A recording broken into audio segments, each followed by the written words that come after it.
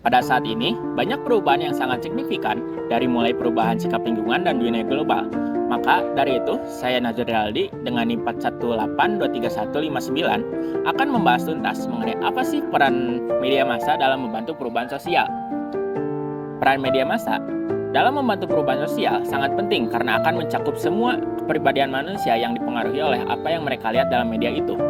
Maka dari itu, berikut peran media massa dalam membantu perubahan sosial. 1. Media massa dapat menjangkau cakrawala pengetahuan yang lebih luas. Media massa memperluas cakrawala pengetahuan dan pemikiran melalui kemampuan untuk menjangkau tempat-tempat dan orang-orang yang tidak dapat diakses secara langsung. Ini membentuk dan mengendalikan dan memperluas hubungan dan tindakan manusia. Dengan kemampuan yang dimilikinya, media bisa menjangkau tempat-tempat dan orang-orang yang tidak bisa didatangi secara langsung dalam waktu singkat dan bersamaan. Dan bahkan saat itu juga, real time, dengan hanya duduk santai di sofa, melalui layar kaca televisi, misalnya, kita dapat menjelajahi ke berbagai tempat di dunia yang belum pernah kita kunjungi hanya dalam hitungan waktu dan menit. 2. Media massa dapat memusatkan perhatian. Media dapat melakukan banyak hal, tetapi yang paling utama ialah memusatkan perhatian khalayak dan semua pihak, termasuk para birokrat, untuk tidak lengah, untuk waspada siaga, dan bisa berbuat secara optimal dalam menanggulangi bencana. Tetapi juga, tsunami tidak bisa di-stop, tetapi jumlah korban bisa diminimalisir. 3. Media massa mampu menumbuhkan aspirasi. Daniel Lennart berkata, meyakini media massa, terutama ketika ia di radio, surat kabar, memiliki pengaruh terhadap orang-orang yang belum melek kepada media. Seperti minimnya literasi, sekalipun dengan media massa, orang-orang desa bisa berpikir jauh ke depan. Mereka bisa berbicara tentang diri mereka, masa depan mereka, bahkan memikirkan juga masa depan saudara-saudaranya, para tetangganya, nasib orang-orang di desa lain di kota mereka, luar biasa. Aspirasi yang tumbuh dari mereka ternyata beragam dan menjanjikan.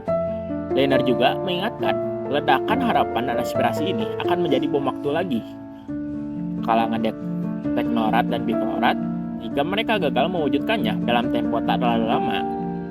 Begitulah, media massa ternyata bisa memainkan peran dirinya sebagai sarana pendidikan, mencari sekaligus menemukan aspirasi khalayak yang bersifat majemuk. 4. Media massa mampu menciptakan suatu pembangunan. Dengan berbagai informasi yang disajikannya, berbagai laporan kemajuan yang ditulis, disiarkan atau ditayangkan, berbagai cerita sukses orang lain, kelompok lain dan bangsa lain, media massa pasti dapat menggugah hasrat khalayak untuk memulai dan berbuat, menumbuhkan suasana, untuk membangun suasana berkarya mengembangkan. Pasti tidak sulit untuk menumbuhkan suasana membangun, suasana berkarya, mengembangkan potensi diri dan kreativitas komunitas orang melihat dari esok dan penuh dengan optimis. 5. Media massa mampu mengembangkan dialog tentang hal-hal ini yang berhubungan dengan masalah-masalah politik. Salah satu ciri dan kekuatan media ialah dialog menurut teori jurnalistik. Media bukanlah polisi yang berwenang melakukan penyelidikan dan penyidikan, bukan jaksa yang diberi tugas melakukan penyelidikan, tuntutan dan dakwa, juga bukan hakim yang berhak untuk menjatuhkan sebuah vonis.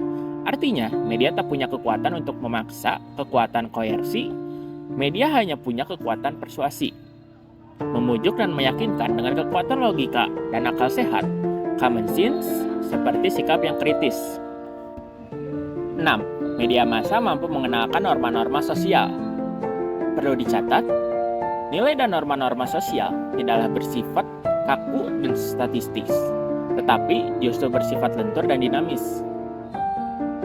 Sebagai contoh, dulu tak banyak orang ingin menjadi musisi seperti artis-artis pada umumnya sekarang, tetapi sekarang, rasanya, setiap orang ingin berlomba-lomba dan juga terobsesi sebagai menjadi artis dan pemusik.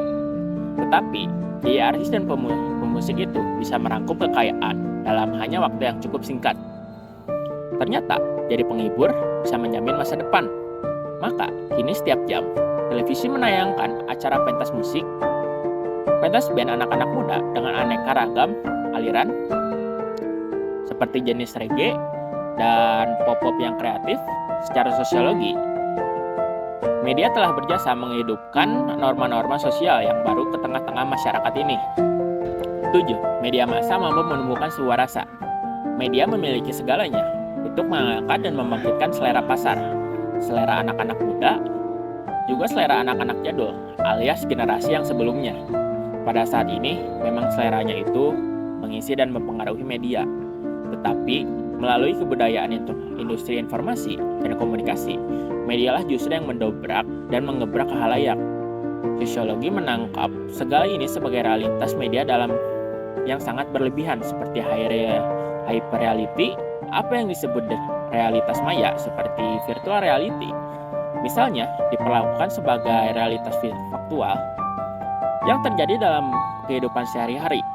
Dampak negatifnya, penyakit stres juga dapat meningkat berkelipatan hanya dalam beberapa tahun terakhir ini saja. 8. Media massa mampu mengubah sikap yang lemah menjadi sikap yang lebih kuat. Dalam konteksnya dalam konteks jurnalisme perang di Afghanistan, Irak, dan Palestina, media massa memiliki peran yang cukup penting seperti mengubah sikap yang lemah menjadi lebih kuat. Misalnya, dalam kasus Palestina, realitanya membantu dan memompa semangat dan tekad perlawanan menggambarkan kematian sebagai bentuk menjadi tidak takut mati dan selalu ingin berperang, tetapi lebih tepatnya lebih takut murka akan karena Allah. Mereka tidak melawan penindasan.